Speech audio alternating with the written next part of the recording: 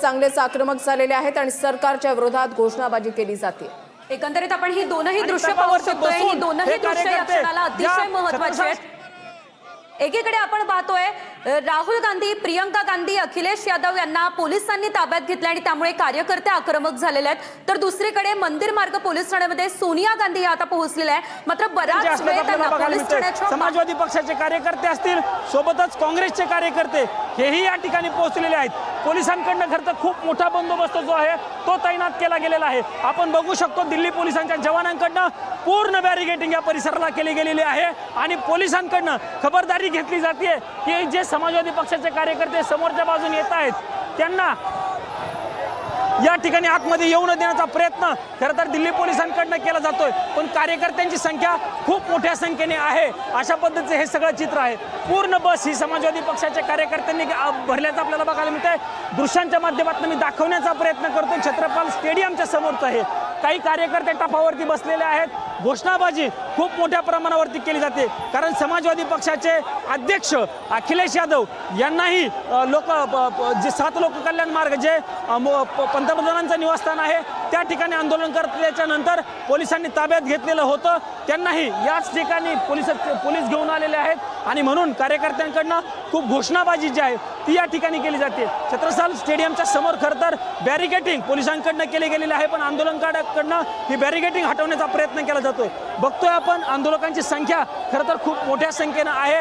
त्यामुळं हे बॅरिगेटिंग तोडण्याचा प्रयत्न खरं तर हे आंदोलक सगळे करत असतानाचं चित्र आपल्याला बघायला मिळतंय आणि म्हणूनच गर्दी जी आहे ती या परिसरामध्ये छत्रसाल स्टेडियमच्या समोर आहे। हे सध्याचं सगळं दृश्य बघायला मिळतंय। आंदोलक आणि पोलीस यांच्यामध्ये झटापट सुरू आहे। पोलिसांकडनं आंदोलकांना पुढे जाऊ दिलं जात नाहीये। ज्या पद्धतीनं आंदोलकांकडनं घोषणाबाजी केली जाते आहे, बॅरिकेडिंग काढण्याचा प्रयत्न या सगळ्या समाजवादी पक्ष आणि काँग्रेस पक्षाच्या कार्यकर्त्यांकडनं सुरू आहे। पोलिसांकडनं बॅरिकेडिंगला अडवण्याचा प्रयत्न आहे मात्र कार्यकर्त्यांची संख्या खूप मोठ्या प्रमाणावरती आहे। बॅरिकेडिंग उचललेलं आहे समाजवादी पक्षाच्या कार्यकर्त्यांनी आणि आता कार्यकर्ते जे आहेत ते आता स्टेडियमच्या बाजूला घुसताना आपल्याला बघायला मिळतंय। मोठ्या प्रमाणावरती कार्यकर्त्यांचा जो ताफा आहे तो ताफा या ठिकाणी आलेला आहे।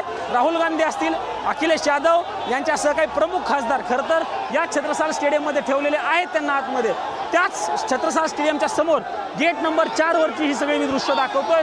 कशा पद्धतीनं कार्यकर्ते जे आहेत ते आक्रमक झाल्याचं दृश्य आपल्याला बघायला मिळते। पोलिसांकडनं कार्यकर्त्यांना पुढे जाऊ नका अशा पद्धतीच्या सूचना दिल्या जात आहेत। अडवण्याचा प्रयत्न खरं तर या सगळ्या कार्यकर्त्यांना पोलिसांकडनं केला जातोय मात्र कार्यकर्ते आक्रमक बघू शकतो। बस घेऊन खरं तर हे सगळे कार्यकर्ते पुढे निघालेले आहेत। बस या जे बॅरिकेडिंग लावलेलं आहे ते बॅरिकेडिंग हटवलेलं आहे। समाजवादी पक्षाचे कार्यकर्ते आणि काही प्रमुख नेते देखील या बसमध्ये आहेत आणि अखिलेश यादव यांना पुन्हा घेऊन जाण्यासाठी हे सगळे कार्यकर्ते आल्याचं चित्र आपल्याला बघायला मिळतं। महिला देखील या ठिकाणी मोठ्या प्रमाणावरती आहेत। बसवरती हे सगळे चढल्याचं चित्र आपल्याला बघायला मिळतंय आणि त्यांच्याकडनं घोषणाबाजी जी आहे ती केली जातानाचं दृश्य बघायला मिळतंय। काही प्रमुख नेते आहेत त्या सगळ्यांना इथं घेऊन पोलीस येतानाचं दृश्य आपल्याला बघायला मिळतंय। पोलिसांकडनं खरं तर खबरदारी म्हणून मोठ्या प्रमाणावरती पोलिसांची कुमक या ठिकाणी तैनात करण्यात आलेली होती पण कार्यकर्त्यांची संख्या खूप जास्त प्रमाणावरती आहे। कार्यकर्त्यांचा आक्रमकपणा या ठिकाणी आपल्याला बघायला मिळतोय आणि म्हणून पोलीस आणि कार्यकर्त्यांमध्ये काही प्रमाणावरती झटापट झाली। आपण काही से बोलण्याचा प्रयत्न करूया। क्या बताइए मुझे आप, समाजवादी पार्टी के बहुत सारे कार्यकर्ता साथी यहाँ पर सारे हमारे मेंबर ऑफ पार्लियामेंट जो राहुल जी के साथ वहाँ पर MP हाउस के घेराव के लिए खड़े हुए थे, तमाम मेंबर ऑफ पार्लियामेंट को तमाम लीडरान को यहाँ पर ही अरेस्ट करके छत्रसाल स्टेडियम में लेके आए। हम बताना चाहते हैं कि जो छात्राओं के साथ सिर्फ संवेदना प्रकट करने गए थे, उनसे मिलने गए थे, RML हॉस्पिटल में उनका हालचाल लेने गए थे, लेकिन उससे संवेदना में इस मोदी सरकार को इतना ये बर्दाश्त नहीं हुआ कि मिलने पर इतनी ज़्यादा हरकतें करते हैं। पुलिस बहुत भारी संख्या में पुलिस की भी भीड़ यहाँ पे दिखाई दे रही है। कार्यकर्ता बहुत भारी संख्या में। मेरा नाम डॉक्टर निखिल खत्री है, मैं समाजवादी पार्टी का राष्ट्रीय प्रवक्ता हूँ। हमारे नेता माननीय अखिलेश यादव को ऐसे डिटेन किया गया, क्या वो कहाँ के मुजरिम है? ये भारतीय जनता पार्टी की सरकार किसको नहीं बख्शेगी पर माननीय अखिलेश यादव जी हर समय, हम समाजवादी लोग हर समय हर जगह अपना आंदोलन आगे रखेंगे। ये बीच में पुलिस वाले कुछ नहीं करेंगे। आप देख लीजिए, बोले आप सभी को देख लीजिए, अखिलेश यादव इंकलाब इंकलाब। दूसरा सवाल दूसरा सवाल ये पूछा जाता है कि आंदोलन जो था 7 लोक कल्याण मार्ग पे था, लेकिन यहाँ पे 14-15 किलोमीटर दूर पुलिस लेके आए। इसी पे भी एक आपके लोग जो है सवाल खड़ा करते हैं। देखिए, ये सरकार सोचती है कि अगर उनको दूर ले जाएंगे तो हो जाएगा, लेकिन आपण बघतोय आता हा गेट जो आहे तो खोललेला आहे, ही बस खरं तर आतमध्ये चाललेली आहे, घोषणाबाजी खूप मोठ्या प्रमाणावरती केली जाते। क्या आप देख रहे हो देश प्रदेश में जिस तरीके से हमारे नेता श्री राहुल गांधी जी युवाओं की आवाज उठाने के लिए सदन में बार बार मांग कर रहे हैं, पर ये सरकार ना तो सुन रही, गूंगी बहरी सरकार। धर्मेंद्र प्रधान को इस्तीफा दे देना चाहिए। जिस तरीके से हमारे युवाओं पे अत्याचार किया, युवाओं पे लाठीचार्ज किया है, ये बहुत ही निंदनीय है। इस सरकार को तुरंत इस्तीफा दे देना चाहिए। और जिस तरीके से हमारे सभी कांग्रेस के पार्टी के सभी कार्यकर्ता, सभी नेता, सभी छात्र हम युवाओं के साथ है, चाहे सड़क से सदन तक हमें ये लड़ाई लड़नी पड़े, हम उनके साथ खड़े रहेंगे मरते तक। या प्रतिक्रिया ज्या आहेत त्या महिला कार्यकर्त्यांचा असल्याचं आपल्याला बघायला मिळत आहे। मोठ्या संख्येने हे सगळे कार्यकर्ते जे आहेत ते छत्रसाल स्टेडियम जे आहे त्या स्टेडियमच्या बाजूला पोहोचल्याचं आपल्याला बघायला मिळत आहे। घोषणाबाजी खूप मोठ्या प्रमाणावरती केली। किस तरह से एकदम शांतिपूर्ण तरीके से प्रोटेस्ट को इन लोगों ने गुंडागर्दी में बदल दिया, आप देख सकते हो।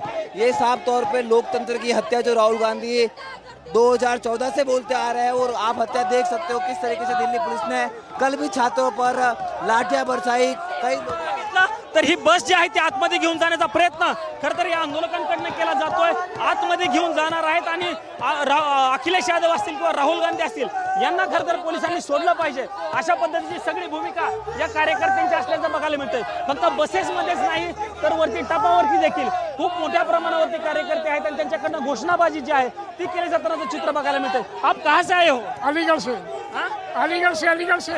सभा अखिलेश जी को गई है पुलिस, राहुल जी और अखिलेश जी को डिटेन करके रखा है। अखिलेश यादव जी को गिरफ्तार करना नरेंद्र मोदी को भारी पड़ेगा, और समाजवादी पार्टी नरेंद्र मोदी को हटा करके दम लेगी।